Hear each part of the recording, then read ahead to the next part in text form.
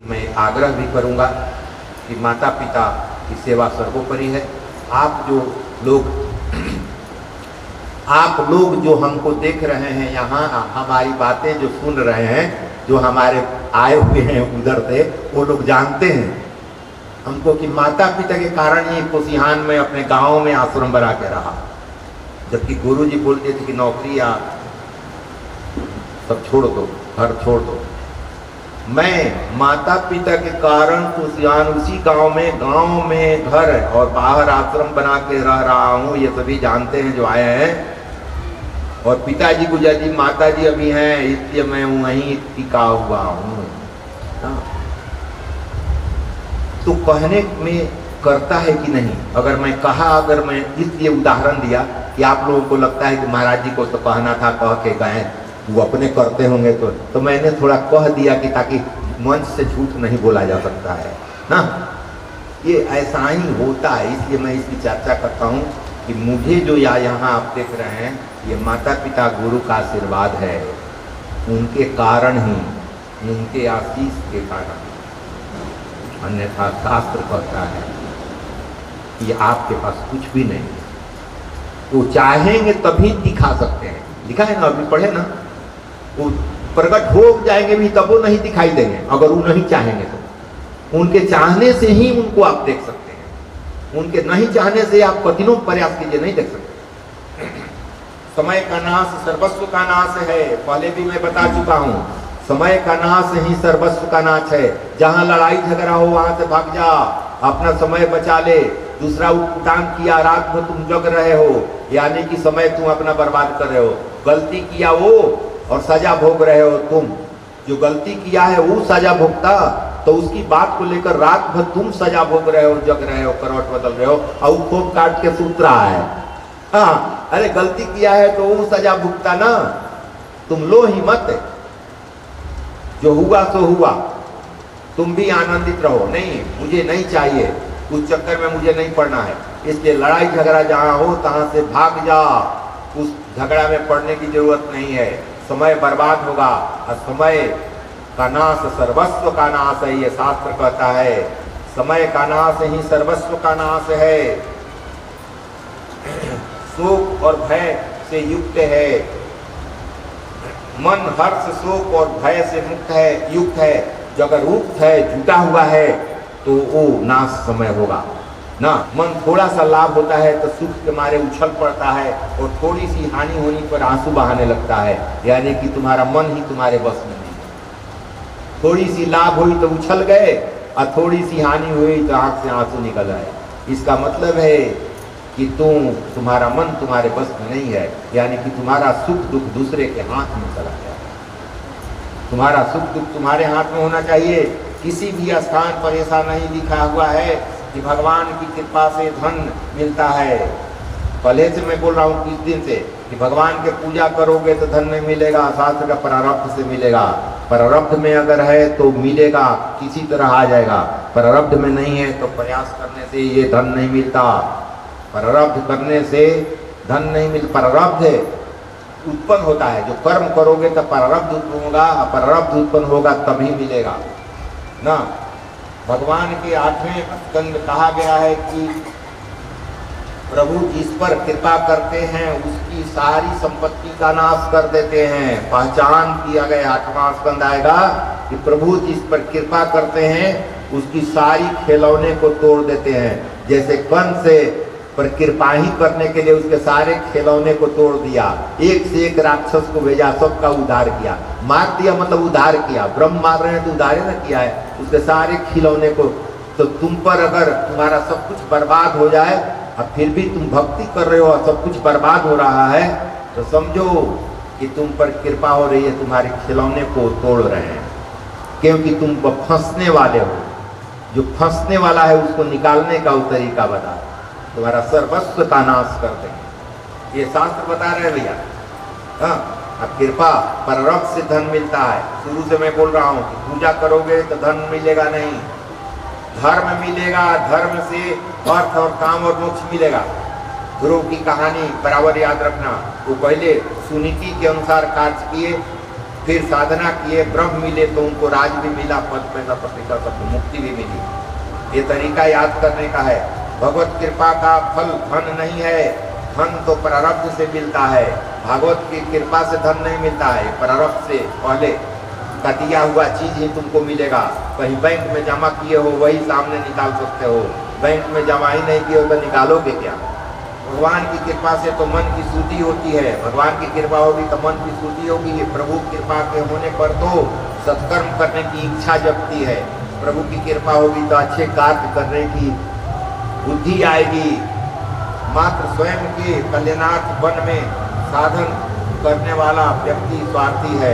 मान लो कि अपने लिए केवल वन में जंगल में जाके और सिद्धि कर रहा है, वो स्वार्थी है। कल ही मैं बता चुका हूँ विवेकानंद की घटना और योगानंद की घटना। विवेकानंद को समाधि का आनंद मिला तो गुरु से बोले कि उसी स्थिति में हमको ला दीजिए। तो कह रहे हैं उनके गुरु परमहंस जी कि नरेंद्र, मुझे पता नहीं था कि तू इतना स्वार्थी है, तू आनंद का उपभोग करेगा, वो इतने जनते भूखा मत रही है ये जनता। भारत कबीर है, लोगों के कल्याणार्थ मैं सोचा था, तुमको शिष्य बनाया था, तुम आनंद के लिए मेरे पास आए हो। अरे एक दिन दिखा दिया ना कि ब्रह्म अंदर है, आनंद अंदर है, अब उसका सदुपयोग कर, लोगों को बता। योगानंद में भी वही बात, युक्तेश्वर गिरी के शिष्य है योगानंद है। योगानंद कहते हैं कि प्रभु उसी स्थिति में ला दीजिए। एक दिन समाधि का आनंद मिला उनको, कहते हैं कि प्रभु उसी स्थिति में ला दीजिए गुरुदेव। कहते हैं कि तुमको झाड़ू नहीं दिखाई दे रहा है, वहाँ झाड़ू पड़ा है ना, वो झाड़ू लेके ऊपर से नीचे आश्रम की सफाई कर। और योगानंद की संस्था विदेश में चलती है, आज रांची में उसका हेड ऑफिस था। ये लहरी महाराज के शिष्य थे, युक्तेश्वर गिरी के शिष्य थे योगानंद। तो ये संतों की कहानी है ऐसे, यानी कि संत शिष्य को बनाता है तो उसके स्वार्थ के लिए नहीं, जन कल्याण के लिए बनाता है। उसमें गुरु का रहता है ध्येय कि जन हमसे नहीं हो पा रहा है वो हमारा पुत्र करेगा। जैसे माता पिता को होता है कि हम तो जितना किए उतना किए, अब आगे हमारा पुत्र बढ़ाएगा, लोगों को, परिवार को अच्छे से देखभाल करेगा, समाज को देखभाल करेगा, इसलिए पुत्र की आवश्यकता है। इसीलिए संतों को शिष्य की आवश्यकता होती है। लेकिन शिष्य अगर लालची हो जाए, स्वार्थी हो जाए तो गुरु को बड़ी दुख होता है। जैसे पुत्र अगर स्वार्थी या लालची हो जाए तो माता पिता को दुख होता है कि और बाल बच्चों पर ध्यान ही नहीं दे रहा है। तो उसी तरह यहाँ भी वो चलता है। अनन्य भक्ति के 6 साधन हैं। अनन्य भक्ति कैसे प्राप्त करोगे, इसके 6 साधन हैं। प्रार्थना कर सकते हो, प्रार्थना करना मतलब नम्र बनना, झुकना, सेवा पूजा करना, प्रभु को मानकर सेवा पूजा स्तुति करना, वंदन करना, स्मरण करना और कथा श्रवण करना। कथा श्रवण जो कर रहे हो ये भी एक भक्ति ही है। भक्ति के 6 रूप हैं। भक्ति कथा भी श्रवण कर सकते हो, प्रभु का स्मरण करने के लिए पहले मैं बता दिया हूँ दूसरे तीसरे दिन मंगलाचरण में। मंगलाचरण हर एक शास्त्र के पहले मंगलाचरण, पूजा करने के बाद मंगलाचरण। मंगलाचरण का मतलब पाठ करने को मैं नहीं बता रहा हूँ कि 5-10 मिनट तक पाठ करते रहो, संस्कृत वाचन करते रहो। मंगलाचरण का मतलब होता है मंगल जिसका आचरण है उसका स्मरण करना। भगवान का आचरण मंगल था राम जी का, तो उनका स्मरण कर लिए, कृष्ण भगवान का स्मरण कर लिए, या महापुरुष कोई अच्छा आचरण किया है उसका स्मरण कर लिए, संतों का स्मरण कर लिए, मंगलाचरण हो गया। केवल स्मरण में मन में उसकी भावना आई, मंगलाचरण हो गया।